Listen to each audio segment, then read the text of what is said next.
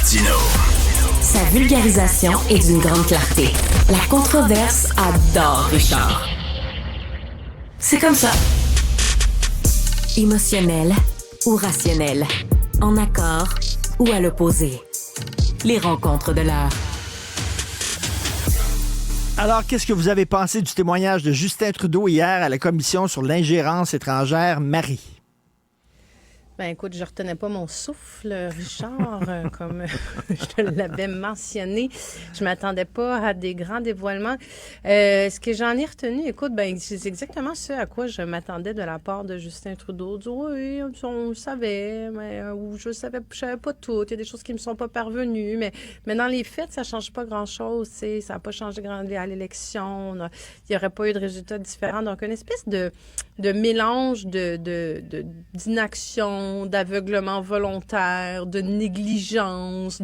T'as l'impression qu'il y a personne qui est vraiment imputable, responsable de cette question-là, alors que c'est fondamental au niveau de notre démocratie, au niveau, c'est une question de sécurité nationale. Puis t'as l'impression même qu'il soulignait un peu le fait que, tu faut en prendre puis en laisser, là, ce que nous dit la sécurité nationale. Là. Ça, c'est spécial, c'est quand même, Marie. Ça, c'est spécial de dire, ben là, le SCRS me donne un rapport, puis après ça, moi, il y a des affaires que je prends, puis il y a des affaires que je prends pas. Je prends ça avec des pincettes. Jean-François, c'est assez particulier quand même. Ben, c'est particulier, mais c'est vrai. Hein? Je dirais d'ailleurs, dans les rapports de renseignement, ils disent, ben ça, c'est notre niveau de confiance est faible, moyen ou élevé. Parce qu'eux-mêmes ne sont pas toujours certains de leurs sources. Et c'est sûr que si tu présentes ça à un procureur ou à un juge, il va dire, ben là, je m'en fous que ta source soit faible, moyenne ou élevée. Es-tu capable d'en faire la démonstration? Okay? Puis dans le renseignement, ils aiment ça, pouvoir faire la démonstration, mais ils travaillent beaucoup avec des choses qui sont déduites, partielles, non confirmées, mais qui peuvent être très graves. Si c'est pas confirmé que tu vas être kidnappé demain, c'est quand même très grave de savoir qu'il y a une information qui circule, qui est peut-être fausse, c'est peut-être juste une intention, c'est peut-être une blague, c'est peut-être un plan qui ne se réalisera jamais. Alors, c'est ça la difficulté du renseignement. Et je vais prendre un cas, si je ne peux pas pour le défendre, là, parce que j'ai été aussi un petit peu déçu de certaines réponses, mais lorsqu'ils sont arrivés avec l'idée que vous avez un candidat, Han Dong, dont on pense, nous, les espions, que c'est un influenceur de la Chine, puis qu'il a été désigné candidat grâce à une intervention chinoise pour pacter son investiture. OK. Là, Trudeau dit, oui, est-ce que vous avez la preuve de ça? Non, mais on a des suspicions fortes. Des suspicions fortes. Puis là, on vous demande, vous, Monsieur le Premier ministre, qui allez déclencher une élection, de retirer son bulletin de candidature. Wow! T'imagines, donc, là, t'es chef du gouvernement puis du parti, puis on te demande de dire, le candidat que vous avez choisi dans le centre de Toronto, je ne veux plus qu'il soit mon candidat. Pourquoi, Monsieur le Premier ministre? Parce qu'on pense que c'est un influenceur chinois. Avez-vous des preuves? Non, mais on a des soupçons. Wow! On a des autobus avec des Chinois dedans, c'est ça le bon, alors, c'est l'argument. Est-ce que vous avez la preuve que l'autobus a été loué par le consul général? Non. Est-ce que vous avez la preuve que ces étudiants-là n'étaient pas vraiment des partisans? C'est pas mal sûr que oui, mais j'en ai pas la démonstration. Alors, c'est ça la difficulté politique dans laquelle il était, et ça, je peux comprendre ça.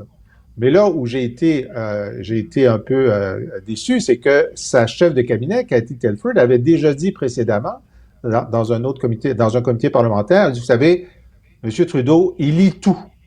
Tout ce qu'on lui donne sur la sécurité, alors, il lit. Oui. Trudeau, il dit, voyons donc. Non, je sais, Trudeau, il dit, j'ai pas le temps de tout lire, moi. J'ai pas le temps. Si je lis tout, voyons donc. S'il y a quelque chose de grave, je m'attends à ce que quelqu'un me dise, hey, Justin, c'est grave.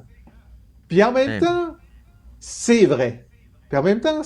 Moi, j'ai été dans des bureaux de premiers ministres de province, OK, où on n'a pas de ces enjeux de sécurité nationale, mais il y a tellement de choses qui passent. Il y a tellement de choses qu'on veut lui faire lire que c'est vrai qu'il y a un moment où son conseiller principal, son chef de cabinet, doit lui dire « Hey, ça, c'est grave! » Alors, voilà. Marie, les super infirmières vont pouvoir enfin poser des diagnostics, avoir une plus grande liberté sans nécessairement être toujours supervisées par des médecins. Enfin. Enfin, oui, enfin. Là, prenons pour acquis que ça ne règle pas tout le problème, malheureusement, là, puis que ça ne remplace pas des médecins. Mais oui, enfin, moi, j'avais été assez mal à l'aise d'entrée de jeu avec le fait que c'est super infirmière, donc c'est des bachelières, là, c'est des gens extrêmement formés, pour du corporatisme médical de la Fédération des omnipraticiens à l'époque pour acheter la paix. On avait dit, bon, on va les laisser pratiquer, mais va tout le temps avoir par-dessus leur épaule l'œil d'un médecin de famille. Je trouvais que c'était une approche très paternaliste aussi, au-delà de corporative, de dire le docteur va devoir donner son aval, dans le fond, la superviser. En plus de ça, il va avoir un montant d'argent qui va être relié à ça. C'est pas comme s'ils n'avaient pas assez de job à faire à l'heure actuelle. Donc, je trouve ça quand même intéressant que Christian Dubé nous sorte de ce modèle-là, si ce n'est que pour de leur dire on va donner une autonomie aux super infirmières, on va valoriser leur profession aussi, on va enlever l'espèce justement de rémunération qui était donnée aux médecins de famille, ça va leur permettre de faire autre chose aussi. Mais il y a quand même beaucoup de questionnements aussi sur qu'est-ce qu'elles peuvent faire, qui elles vont voir, qui elles peuvent prendre en charge, c'est quoi le contexte. Là, moi, j'ai écouté plusieurs entrevues de Christian Dubé depuis ce matin, puis ça me laisse un peu sur mon appétit sur le fonctionnement de tout ça. Je trouve que c'est une annonce qu'on ne sait pas exactement comment ça atterrit. Là. Ben, Jean-François, ça fait longtemps que la CAQ n'avait pas quelque chose de bon à annoncer, là. Oui, d'ailleurs, ils ont fait une grosse pub hier, très bien montée. On voyait là, qu'il y avait un coût de production énorme pour dire j'ai une grosse nouvelle à annoncer demain. Ah bon, très bien. C'est une bonne nouvelle. Est-ce que c'est une grosse nouvelle? Bon, en tout cas, c'est une bonne nouvelle. Et il faut savoir que les super infirmières québécoises, par exemple, en Abitibi, il y en a qui habitent en Abitibi, mais qui traversent en Ontario tous les matins pour aller travailler parce que là, elles sont autonomes. Alors qu'au Québec, comme le dit si bien Marie, elle était sous la supervision d'un médecin qui pouvait ou non la laisser travailler en toute autonomie, mais qui avait une cote sur chacune de ses interventions. Mm-hmm. Hein? Moi, je fais rien, c'est toi qui fais tout, mais j'ai une cote là-dessus. Hey, un instant. Alors moi, je dénonçais ça dès 2014-2015, c'était dans notre programme électoral. On voit que nous, on avait identifié 26 professionnels de la santé qui pouvaient avoir des rôles accrus, pas seulement les super infirmières, les dentistes, les assistants dentaires, etc., toutes sortes de monde, les ambulanciers, qui, pour désengorger le travail du médecin et faire en sorte que le médecin fasse de la médecine, donc les cas qui sont plus difficiles. La CAQ, je dois dire que, et sans faire le Big Bang qu'on avait proposé, réussit à progresser sur plusieurs fronts depuis 6 ans. Donc, tout ça, pour moi, c'est pas trop tard, mais ça aurait pu être fait avant, mais c'est fait. Donc, ils le font. On va dans la bonne direction. Ça a été fait avec les pharmaciens, par exemple.